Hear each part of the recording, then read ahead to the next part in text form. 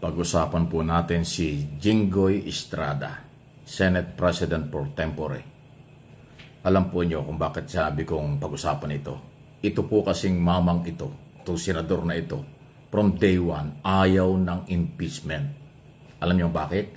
Nagka-trauma, nagka-phobia itong si Jinggoy matapos ma-impeach sa Kongreso at makarating sa Senado yung impeachment laban kay Erap Estrada at humantong pa sa people power noong 2001. Yan iyong kanyang ama.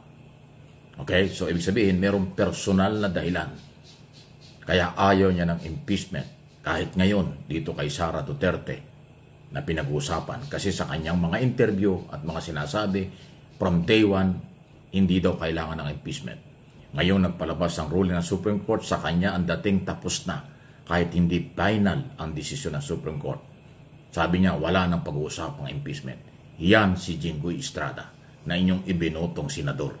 Masyado niyang pinersonal yung iso ng pagkaka-impeach sa kanyang ama, sa kabila ng siya naman ay senador, sa ilalim ng saligang batas, siya ay merong constitutional duty na mag-trial, try and decide. Pero sa kanya, wala nang ganyan. Dahil nga merong siyang trauma o phobia sa impeachment. Eh bakit na pinipersonal? Ay senador siya ng Republika ng Pilipinas. Eh di kung ayaw niya maging senador judge, kung na siyang tumakbong senador. Kasi trabaho ng senador, pagdating ng araw, pag may mga impeachment, na maging senador judge. Pero ang kanyang paliwanag at dating sa aking opinion, sa aking pong interpretation, sarili kong paniniwala ito at opinion, ay lahat ng impeachment ayaw niya. So, hindi siya titingin sa ebidensya. Hindi siya titingin sa complainant. Wala na siyang pakialam sa kung ano ang proseso ng batas tungkol sa impeachment. Ayaw niya dahil naging biktima ang kailang pamilya. Anong klase naman yun? Tama ba yun? Palagay ko hindi. Kasi, pag ikaw ay inihalal na senador, nanunumpa sa saligang batas, ano ba ang kailang sinusumpaan? Susunod sila sa lahat ng alituntunin ng saligang batas, kasama ang pagiging impeachment court or senador judge kapag merong article of impeachment na dumating sa Senado. Yun eh. Wala naman silang sinumpaang batas na dahil biktima sila ng impeachment, dapat wala ng impeachment na susunod habang siya ay senador judge o senador ng Republika. Walang ganun eh. Ang nakalagay doon, susunod sa lahat ng alituntunin. So, ibig sabihin, sa aking opinion, itong paninindigan ni Jinggoy Estrada na ayaw ng impeachment ay labag sa batas, labag sa kanyang sinumpang tungkulin na kanyang ginagawa ngayon. Pero may influensya yan. Kasi alam bakit?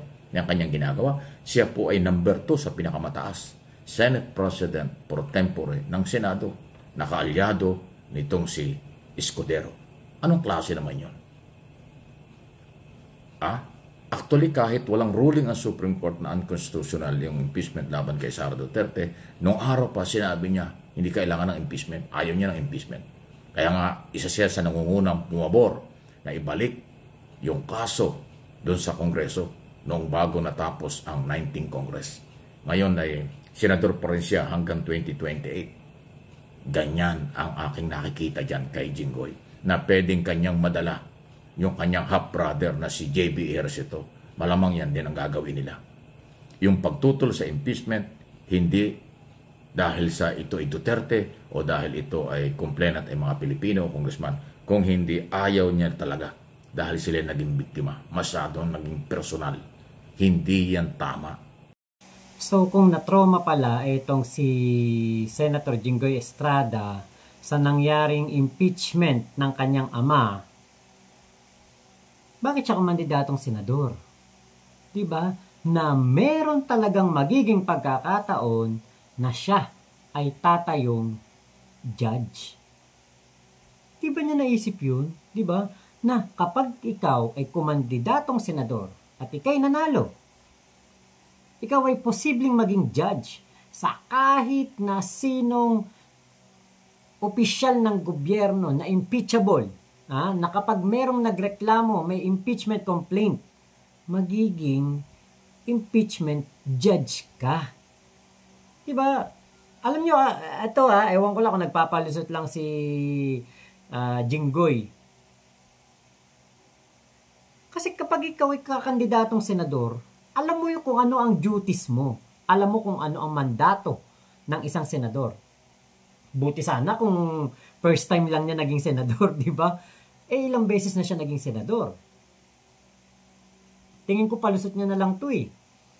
Kasi, kung ayaw mo talaga na makaranas ng impeachment muli sa buhay mo, kaya ikaw ang ma-impeach o kaya ikaw ang magiging judge sa impeachment trial, never kang kakandidatong senador.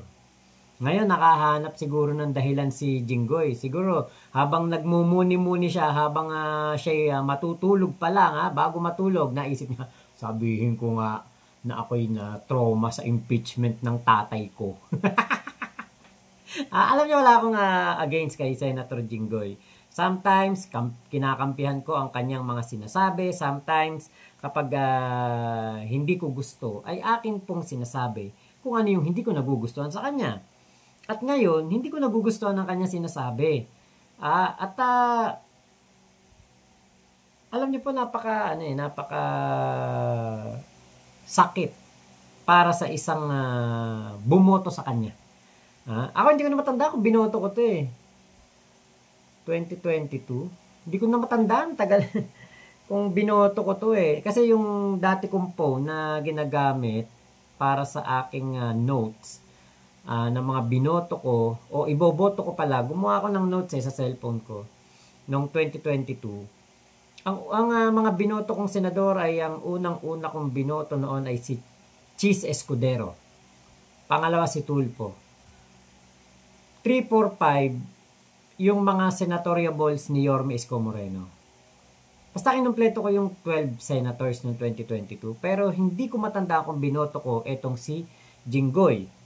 Ngayon, kunwari, binoto ko. Kunwari na lang, binoto ko. Kunwari lang na alam ko na binoto ko siya. Hindi ko kasi matandaan Tapos maririnig mo na yung ibinoto mo ay may trauma pala sa impeachment trial ng kanyang ama. Na parang magsisisi ka Ay, dapat pala hindi ko to binoto. Yung sinabi niya na awkward dahil daw po ang mga katulad niya na lawmaker ay hindi susunod sa batas. Awkward. Diba? Napaka-awkward daw. Talaga pong napaka-awkward. At mas lalong awkward kung kayo po na tagagawa ng batas ay poprotekta sa lumalabag sa batas. Diba, karapatan nating hindi lang namin, karapatan din ninyo ng mga senador na malaman ang katotohanan kung sino si Mary Grace Piatos, si Kokoy Villamin, si Juan Miguel Uishi, si Suka Asim, at kung sino-sino pa ng mga pinangalanan ni Sara Duterte para makakubra ng pera sa DepEd, sa intelligence funds. Karapatan din ninyong malaman kung ano ba ang amenities. Kung ano ba mga amenities, mga ano tawag doon, mga specs ng mga safe house na inuupahan ni Sara Duterte para sa DepEd na nagkakahalaga ng nasa 1 million in 11 days. So, roughly mga nasa 90K isang araw. Ano kaya ang itsura ng kwarto doon? Diba, karapatan niya ni Senator Jinggoy na malaman, may kabyar kaya sa menu? Meron kayang mga crabs, prawns, meron kayang wagyu? Meron kayang mga beef barbecue? Meron bang ulo ng lechon?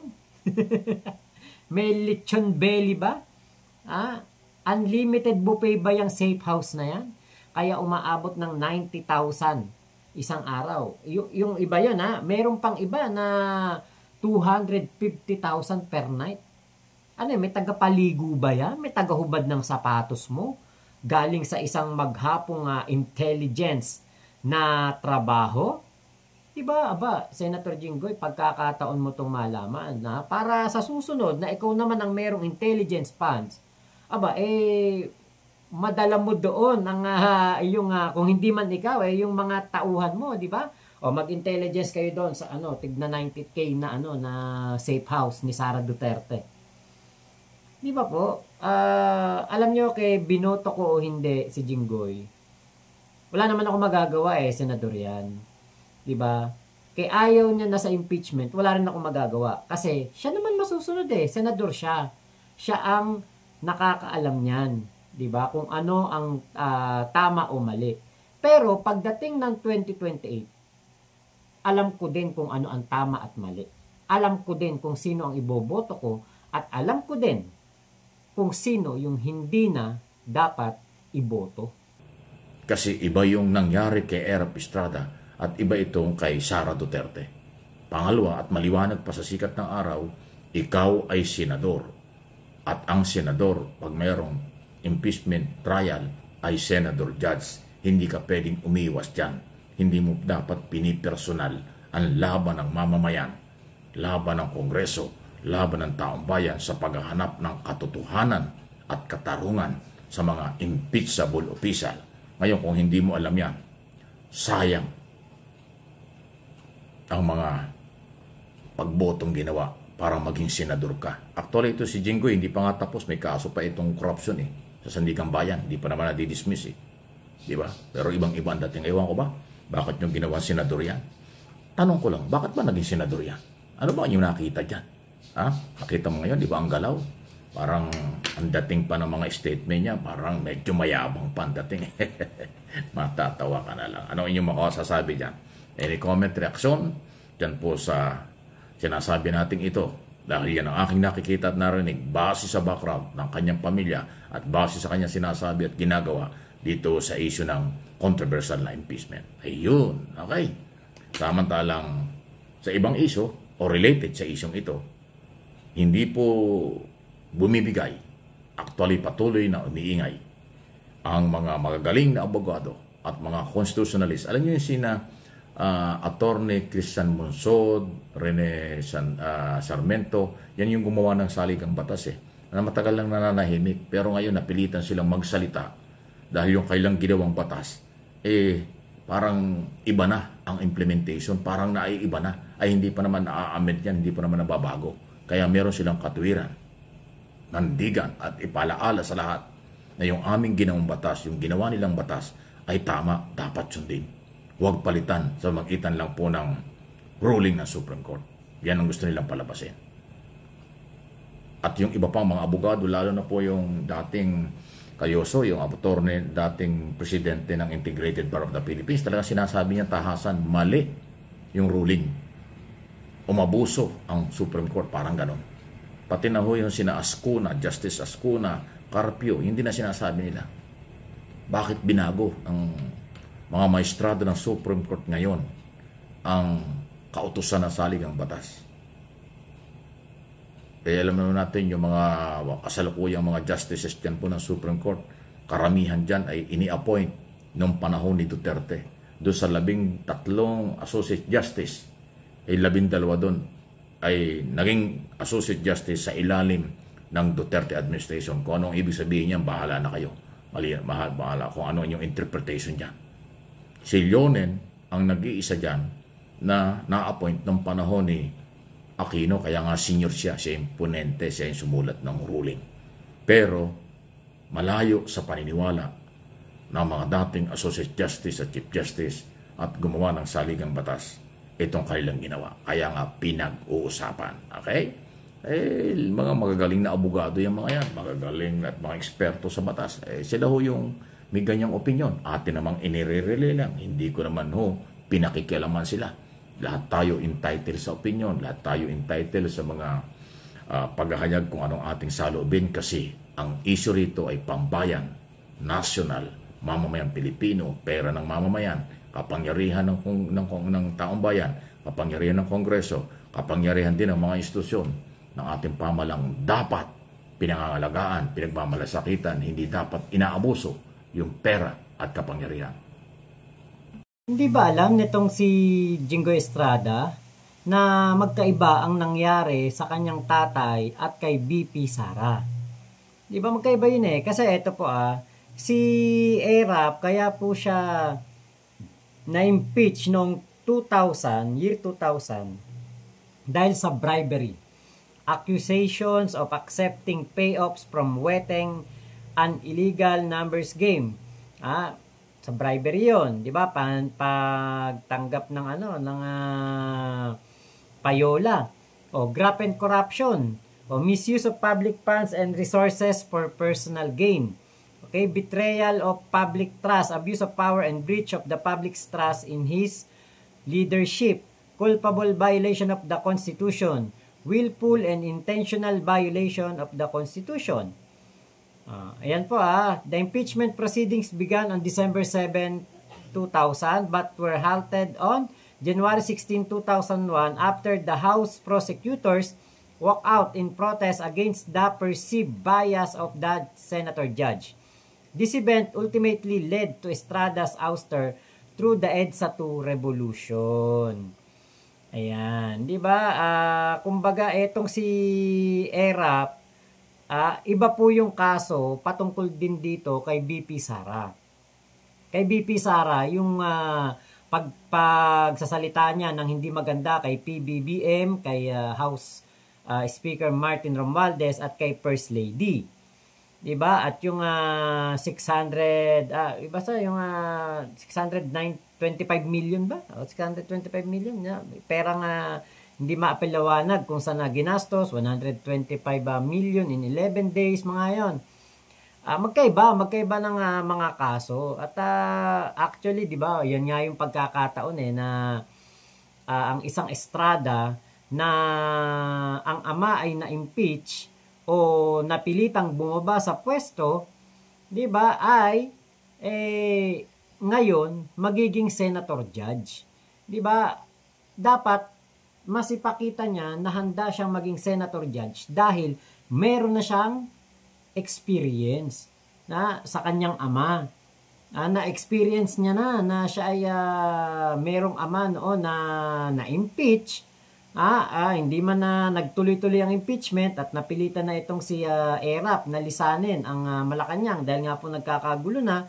Diba ito yung magiging gabay ni Jinggoy para hindi siya magkamali sa kanyang magiging desisyon sa impeachment trial ni Sara Duterte. Kaya lang, ang nangyari, baka dahil nga itong si Jinggoy ay mayroon pa pong kaso magpasa hanggang ngayon, at nanganganib nga na baka mamaya ipatawag siya ng korte at siya obligahin na isuko muli ang kanyang sarili. Diba? At maipakulong ulit, diba? Baka kaya po siya kumakampi sa Supreme Court ngayon. At ito, yung Joseph Estrada, guilt or innocence is a matter of court record. Here's what we know. Okay, plunder charge. Estrada was found guilty of plunder by the Sandigan Bayan, a special anti-graft court in 2007. The court ruled that he amassed wealth through weteng, an illegal number game, and received commissions from the sale of Bell Corporation's shares. He was sentenced to reclusion perpetua or life imprisonment. Ayan. Perjury charge. Estrada was acquitted of perjury charge related to his statement of assets, liabilities, and net worth. Pardon. Ayan, pinardon siya ni GMA noong October 26, 2007. And released from detention after almost 7 years. He was restored to his civil and political rights. So, di ba nga, nakakandidato pa nga mayor ng ng Maynila, di ba? Ngayon, eto po. Doon po sa nakaraang impeachment ni ERAP, mahalaga ang naging parte ni Chavit saka ni Atong Ang. Si Chavit po naging star witness kasi po sinabi niya na etong si Estrada, si ERAP ay nakakatanggap po ng 130 million weteng payoffs galing kay pinapadaan kay Atong Ang. Yan po ang sinasabi. Ngayon po, nagkaroon sila ng problema ni ERAP, si Singson, si Chavit at si ERAP. Noon po binigyan ni ERAP si Atong Ang ng rights na makapag-operate ng bingo tubol. Ngayon, etong naman si Atong Ang, businessman at gambler nung time na yon, was a key figure in Estrada's downfall. He admitted to delivering 130 million pesos in tobacco excise tax funds to Estrada's house, corroborating Singson's testimony. Ang's testimony was crucial in the impeachment trial as he implicated Estrada in corruption charge related to weteng operations. Ang was a close associate of Estrada, but their relationship soured after Estrada allegedly threatened Singson's life and favored other weteng operators. So, pera po ang pinagsisimulan dito ng issue patungkol dito sa impeachment ni Erap. Kumbaga puro puro lagay. Puro kumbaga meron ding plunder na sinasabi nga ng kickback o kumbaga nangungupit sa kaban ng bayan, 'di ba? Pero mainly ay yung pagtanggap ni Erap ng pera mula sa mga sindikato ang dahilan ng kanyang pagkakatanggal sa opisina. Hindi po yung katulad nitong kay Sara Duterte na pera talaga ng taong bayan ang siyang kino-question. 'Di ba? So alam nyo actually yung noong pong panahon ni Erap, tingin ko hindi naman siguro umabot ng 625 ba ang 625M ang kino-question kay Erap. Hindi katulad ngayon dito kay Sara na napakalaki po ng halaga na kino-question sa kanya at kailangan niyang maipaliwanag sa korte ng impeachment court.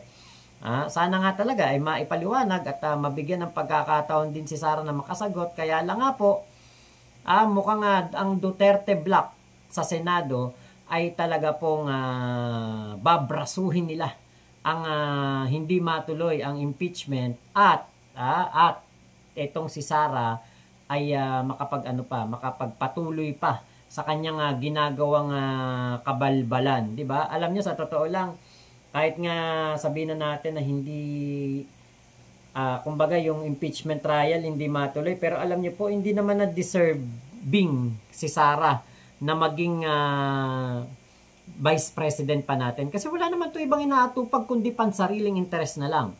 Diba hindi dahilan yun na nakakulong ang tatay niya, kaya siya hindi nagtatrabaho at punta ng punta sa dahig? Yan po ang dinadahilan ng mga DDS na kung hindi niyo pinakulong ang tatay ni Sara Duterte, di sana nagtatrabaho siya ngayon.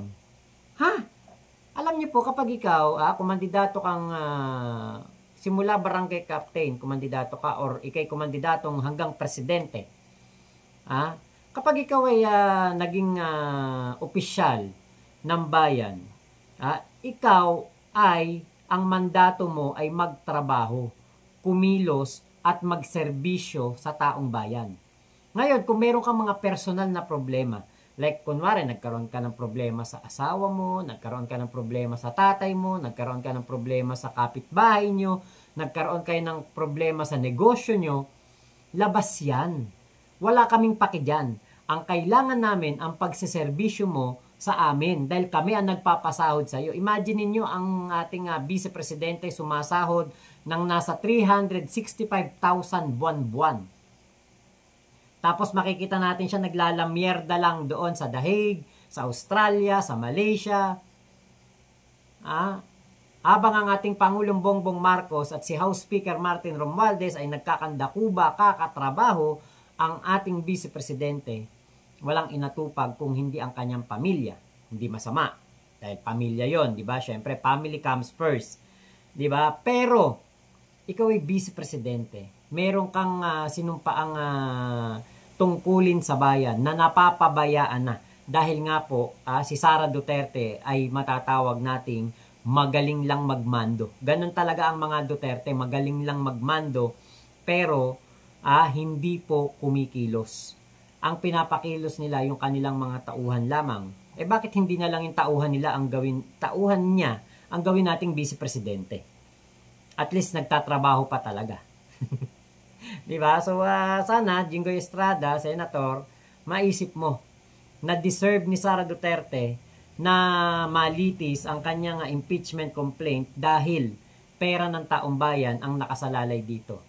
Kung ayaw po ninyo, 'di ba, next year o next election, huwag kayo kumandidato para hindi po kayo magkaroon, hindi niyo maalala yung trauma na naranasan niyo noong impeachment days ng inyong ama. Dagdag pa natin na napaka-awkward po talaga na ang mga katulad po ninyong senador, mga gumagawa ng batas, ang siyang magiging tagapagtanggol pa o tagaprotekta o ano ba tawag dito, tagapigil sa impeachment ng isang lumalabag sa batas na inyong vice presidente, 'di ba? Parang napakapangit naman noon, o 'di ba? Ang inyong ama nga 'di ba, nalitis Dapat pumayag din kayo na malitis din itong si Sara. Para maging patas po din sa inyo. So, thank you po sa video ni Sir Mike Abe, MA Pinoy TV at Mike Abe Opinions dito po sa YouTube. Suportahan po natin. Walang fake news kay Sir Mike Abe. So, yun lamang po. Maraming salamat sa pagsama nyo dito sa aking vlog nito. Ingat po kayo. Nasaan mang panig ng mundo mo, chup chup. Love you, love you. God bless us all, Pilipinas. God first.